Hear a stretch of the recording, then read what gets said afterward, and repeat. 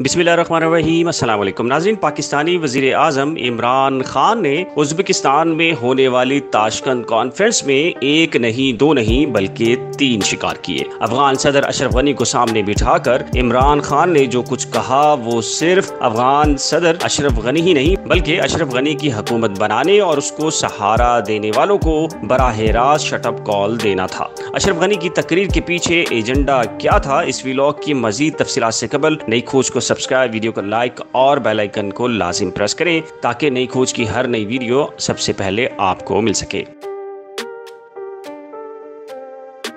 नाज़रीन, अशरफ गनी समझ रहे थे कि वो ताशकंद कॉन्फ्रेंस में वज़ीर आज़म इमरान खान को आलमी मीडिया के सामने गंदा कर देंगे। असल में अशरफ गनी ने पाकिस्तान से मुतल्लिक जब ये कहा कि तालिबान को पाकिस्तान अब भी सपोर्ट कर रहा है और पाकिस्तान ही तालिबान को मजबूत करने वाला मुल्क है, तो हकीकत में ये अशरफ गनी नहीं बोल रहा था। असल में ये अमरीकी और भारतीय एजेंडा था कि अशरफ गनी के जरिए किसी आलमी फोरम पर इमरान खान को गंदा किया जाए। मगर अशरफ गनी अमरीका और भारत भूल गए कि इमरान खान वो रिवायती वजीर आजम नहीं जो अल्फाज के चक्कर में पड़ेंगे। अशरफ गनी का इल्जाम लगाना था कि इमरान खान ने अशरफ गनी को आड़े हाथों लिया, अफगान सदर को बगैर किसी लतुलैल के ऐसा जलील किया कि दुनिया हैरान रह गई। वजीर आजम इमरान खान ने अशरफ गनी को पुकारते हुए बरमला कह डाला, अशरफ गनी सुनो और देखो पाकिस्तान अफगानिस्तान के अंदर अमन के लिए क्या कुछ कर रहा है। इमरान खान ने इस तकरीर के दौरान अमरीकी सदर जो बाइडन और CIA चीफ को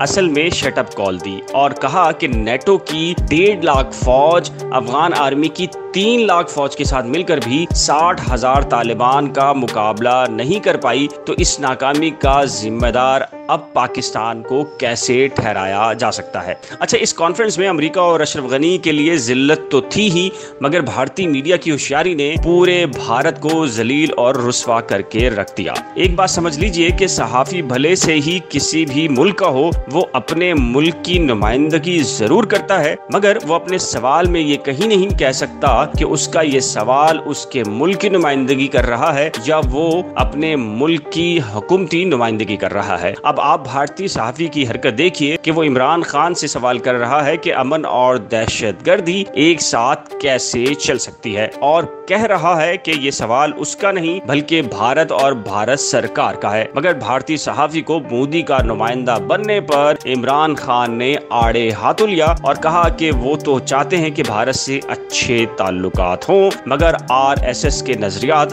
आड़े आ रहे हैं। इमरान साहब, एक छोटा सा सवाल ले लीजिए, क्या बात और आतंकवाद दोनों चल सकता है?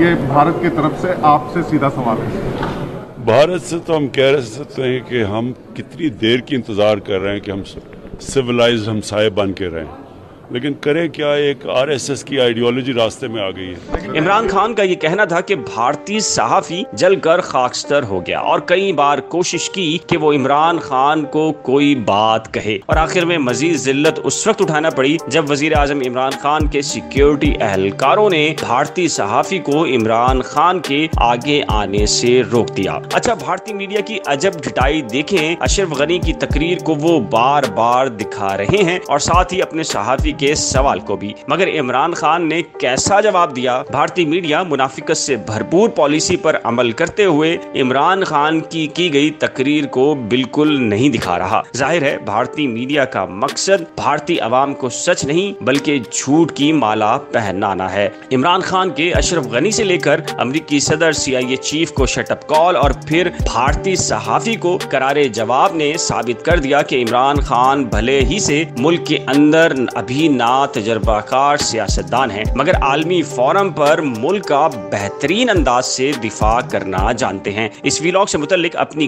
कीमती राय नीचे दिए गए कमेंट सेक्शन में जरूर लिखिएगा। नई खोज को सब्सक्राइब, वीडियो को लाइक और बेल आइकन को लाजिम प्रेस करें ताकि हमारी हर नई वीडियो सबसे पहले आपको मिल सके।